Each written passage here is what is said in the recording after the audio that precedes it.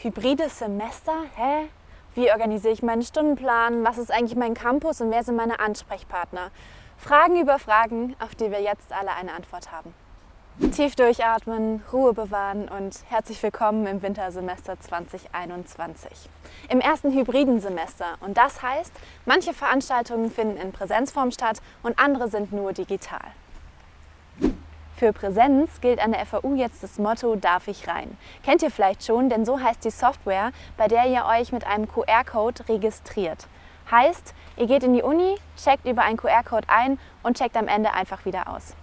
Ob Präsenzform oder digital, darüber entscheiden die einzelnen Fakultäten und wie das bei euren Seminaren und Vorlesungen aussieht, das seht ihr bei Univis. An alle Erstis, da erstellt ihr übrigens auch euren Stundenplan.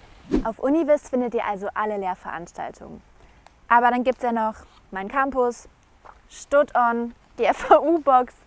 Ganz schön verwirrend. Welche Plattform ihr wofür nutzen könnt, das hat die FAU für euch zusammengefasst. Aber auch ohne Corona ist der Semesterstart schon mal ganz schön viel auf einmal. Da hilft die Stufe weiter. Die hat eine Präsentation für euch mit allen Tipps und Tricks fürs erste Semester.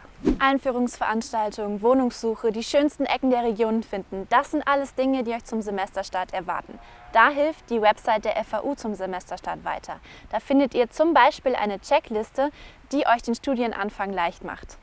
Wer studiert, kommt nicht ohne Bibliothek aus. Das gilt für alle Neulinge und alle alten Hasen. Es gibt jetzt neue Öffnungszeiten, alle Standorte haben wieder geöffnet und es gibt ein neues Reservierungssystem. Dafür einfach auf den Link klicken.